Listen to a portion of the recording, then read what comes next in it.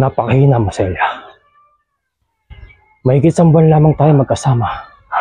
Ay bumigay ka na. Marupok ka, Celia. Parang ako. Ayan guys. Balastik na yan. Bumigay na yung ating tolda. Eto. Wasak na naman.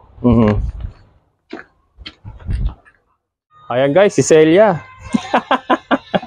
Wasak na naman. Walastik talaga. Wala talaga maasahan na tibay dito sa blue ano guys. Oh. Wala talaga. Wala talaga maasahan na tibay sa blue ano na to. Laminated na sako. Masyado siyang marupok. Parang ako. Ito tatanggalin ko na lang ito. Walastik na yan. Magkakalat na magkakalat yan, no? Kasi mahangin. Ayan, sa ilalim ngayon, dami ng mga kalat. So, lilinisin natin yan, no? No, guys, oh. Parang ano? Marupok masyado. Pero, ang maganda naman kasi dyan, itong ano natin, ito, yung trapal natin, no? Ayan. Ito kasing ano na to, laminated na blue sako na ito. Parang ano lang to eh. Extension lang ito para yung tubig ay hindi abutin yung pakainan ng ating mga kambing. Yan, kaya lang ngayon wala na siya. So ito nakita nyo, abutin yung pakainan ng ating mga kambing. So okay lang din naman yan kasi dito naman sila kumakain sa loob. Yan, so tatanggalin na lang muna natin. And then pagka nakaluwang-luwang ay bibili na lang ako ng ganito uli, yung mas maliit. May mas maliit pong ganito na tolda. So yung pong yung pagtatapal natin doon para masarhan ng todo. Pero sa ngayon kasi ay hindi naman na masyado mag-uulan dahil bare months na siguro. Bare months na siguro hindi na masyado na mag-uulan. So tatanggalin na lang muna natin. Ayan guys. Baklasin natin si Celia. Walang iya ka, Celia. Napakarupok mo. Ano ba to? Tuli na lang natin guys.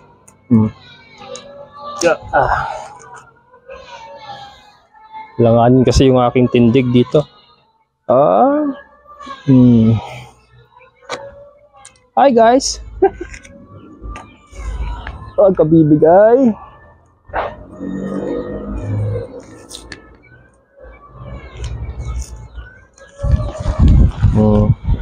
Yan o. Pero to guys, itong tol na to, ito talaga matibay to. Yan o. Kahit hinahampas ng hangin, hindi siya napupunit. Talaga matibay. Kaya dapat talaga pagka magbububong tayo ng tolda lang, yung ganito na guys, huwag na kayong gagamit ng ano, laminated na sako ganyan. Sayang lang pera. Ito, 1 buwan lang. Mahigit isang buwan lang, mahigit ng konti. Wala na, sira na kaagad. Di abot.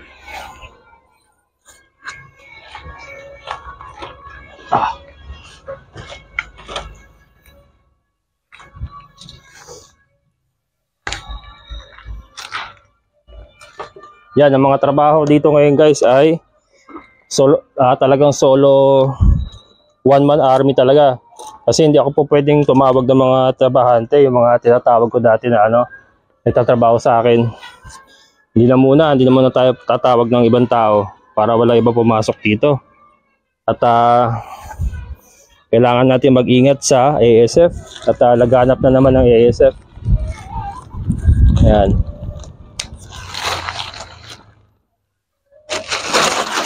Ang problema, mainit na yung ano, kulungan ng kambing. Meron ba doon? Arko. Yan. Okay. Kunti lang na matali niyan eh.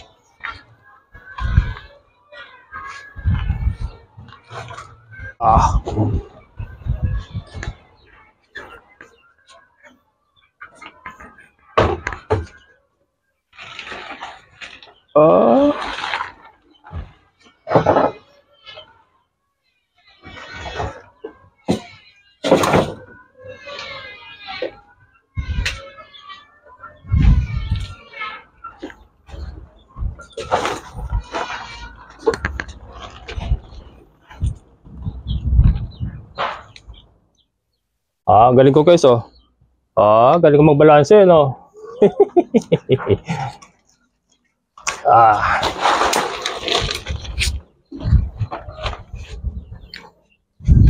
Yan.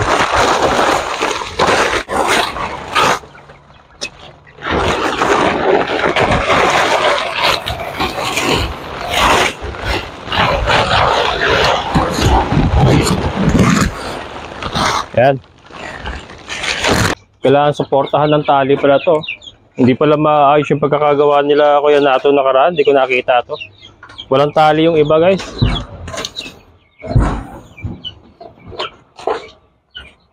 Ano yung ibang butas dito na pasukan dapat ng tali, oh.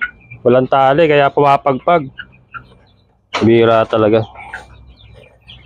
Basta nailagay lang eh. Yun ang problema minsan pagka nagpapatrabaho tayo, guys, na hindi natin talaga nababantayan ng gusto. Basta makikabit lang eh.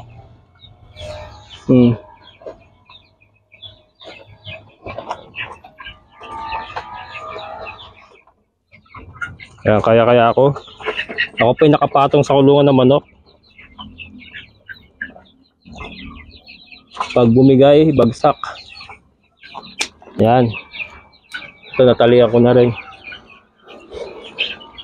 Pero paro sa dulo, kailangan matalian.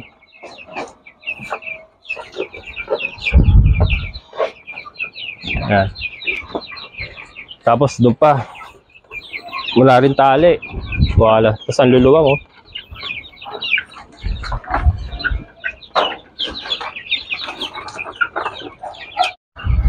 Ayan. Ang luluwag ng tali. Pambira at sila Kuya Nato yun. Oh. Basta may tali lang. Wala, stick talaga. Hindi ko rin nakakita kasi nakatakip yung gulong ano eh. Ayan, oh. Kasi ito dapat may tali ito. May tali ito papunta ron. Yan. So lalagyan ko pa ng tali ito ngayon, dalawa. Para hatakin niya kasi pumapagpag eh. Yan. Pero, ano ba unahin ko? Higpit ako muna doon. Yan.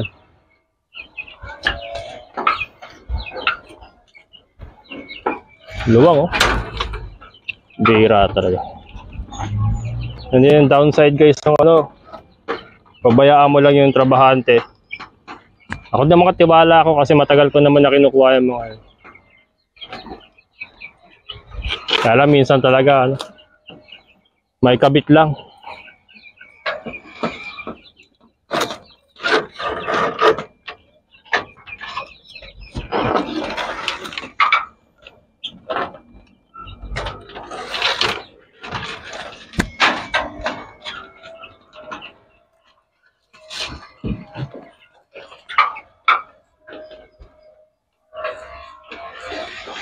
You know?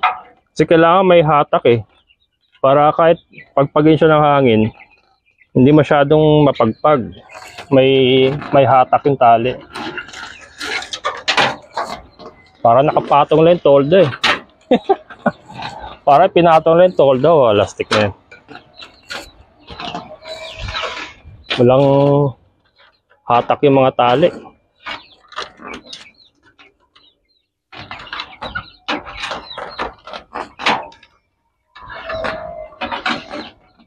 Yan.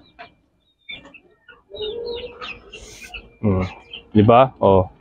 May hatak na.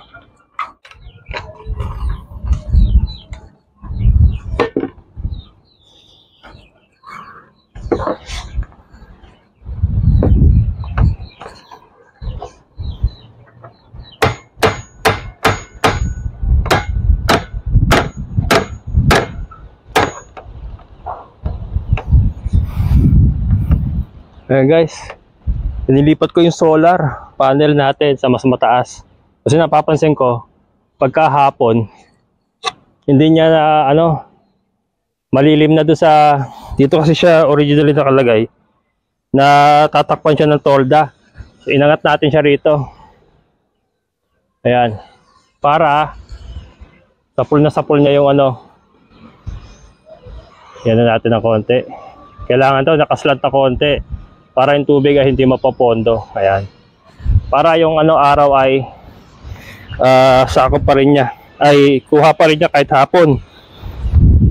Kasi dun sa dito nga, dito siya ayan oh. Siya galing na tatakpan siya ng tolda. Hindi niya nakukuha yung araw sa buong maghapon. Ayan. Nakita na ba kayo ng matabang butiki? Ayan. Matabang butiki, nakakapit sa kawayan. Yeah.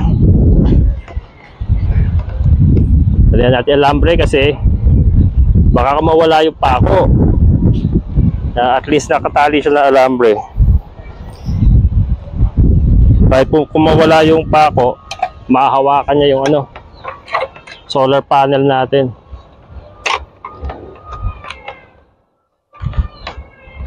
Yan.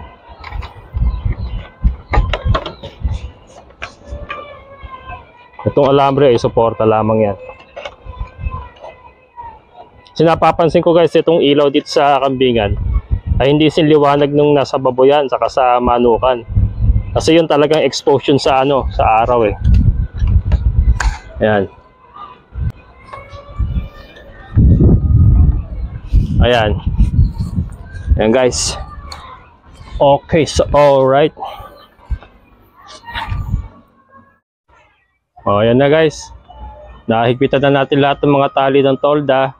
And ayun nga, naiangat natin yung ating solar panel sa mas mataas. Ayan. And then doon sa likod na yun ay lalagyan ko ng trapal ng ano, ng tarpaulin. Yan yung may bukas na yun. Yan. Para maisara natin talaga yung sa likod. Ayun na guys, so nakita niyo yung side na yun, wala na yung tolda, yung sakong blue, wala na.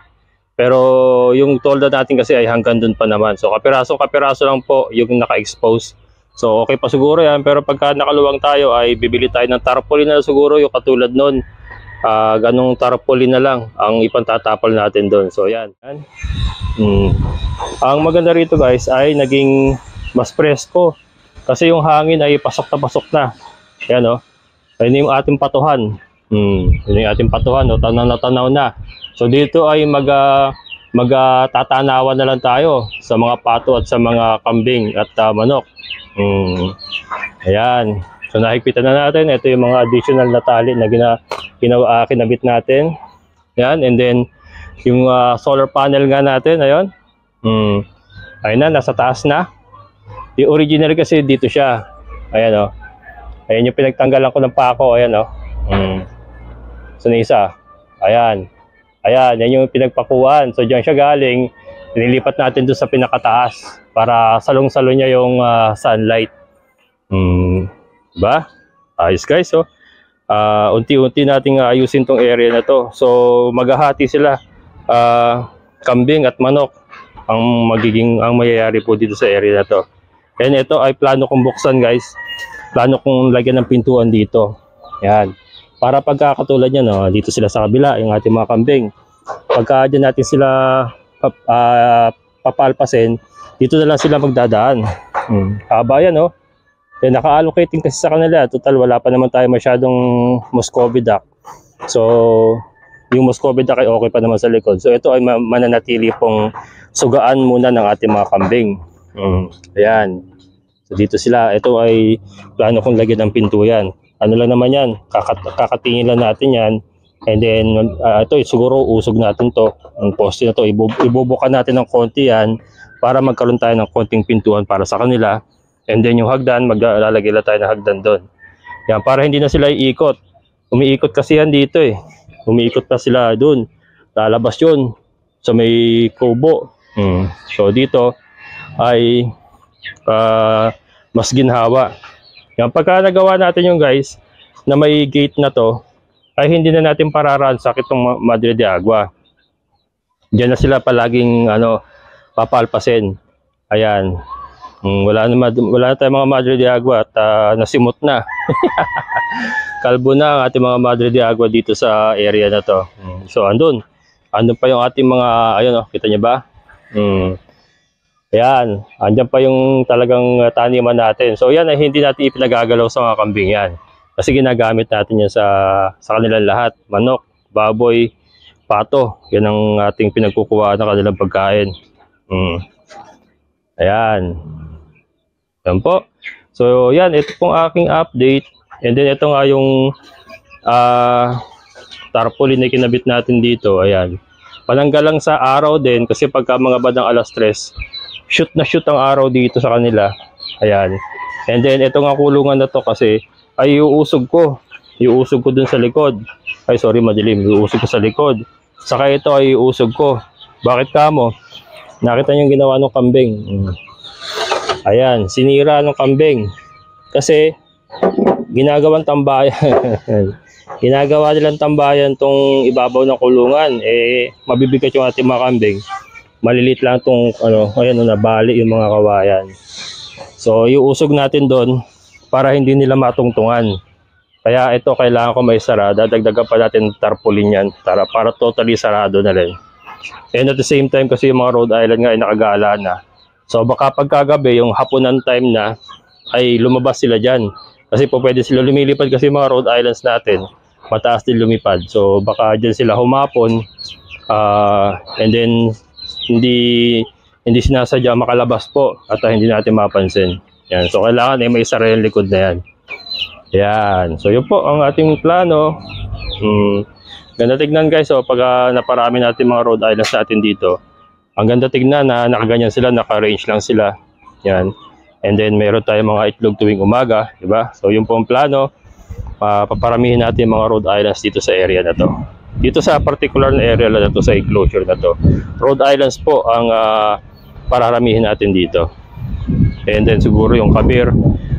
Hanapan natin ng area, pwedeng doon, yan, pwedeng doon. So marami pong pagbabago, depende po sa magiging outcome po ng ating mga ginagawa. Yan.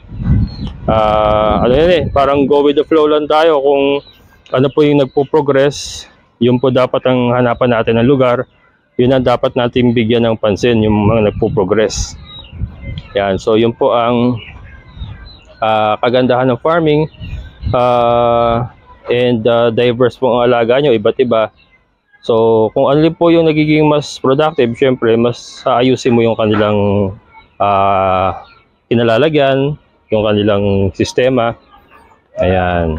So, sa ngayon po, ito muna, Rhode Island, saka yung ating kabir ang ating ayusin. Yan po ang ating mga kambing. Medyo nakatubo na kasi mga damoy, oh. Ayun, oh. Marami na uli sila nakakain, no? Nakaraan kasi napudpud nila yan. Pero ngayon ay medyo marami na uli. Pero hanggang bukas lang yan. Pagka pinalabas ko uli sila dyan bukas, wala na, pudpud na kaagad yan. Malalakas po kumain ng mga kambing. Ayan. Ayan guys, so yan po ang ating update. And yung nga pa, kulambu na yun, tatanggalin natin yun para maganda. Tatanggalin natin yun kasi yung unang plano ko, sa silong ko ilalagay yung mga Rhode Islands. Kaya lang, naisip ko ito na lang buo para mas maging maganda kanilang alpasan. Kasi pag sa silong kasi baka masuffocate sila kasi yung ihi ng kambing saka dumi ng kambing ay maamoy din. So baka naman magkasakit po yung mga manok pagka permis lang po sila nasa silong. Kaya maganda ay may alpasan din sila na ganyan. Ayan o, ganda tignan guys o. Can you imagine? Yung future na plano natin ay magparami ng mga hens na ganyan. No? Tapos naka-free range na sila. And then egg production po ang ating paggagamitan ng mga Rhode Islands na yan. Yung pong plano. Ayan, so maraming salamat guys. Sana po nag-enjoy kayo. Yan pong aking may share sa inyo ngayon. And muli maraming salamat po sa lahat ng mga solid kabokals. And sa mga silent viewers po na patuloy pong nakasuporta sa akin. And sa mga bago po sa channel ko, kung nagugustuhan po ating mga content, sana po mag-subscribe na kayo and then click lang po yung notification bell para ma-notify kayo sa mga bagong videos na upload ko. Ayan, so muli, ito ang inyong kabokals farmer na nagsasabing sabay-sabay tayong mangarap, magsikap at higit sa lahat kumilos at siguradong uunlad ang ating amazing na buhay. Bye-bye!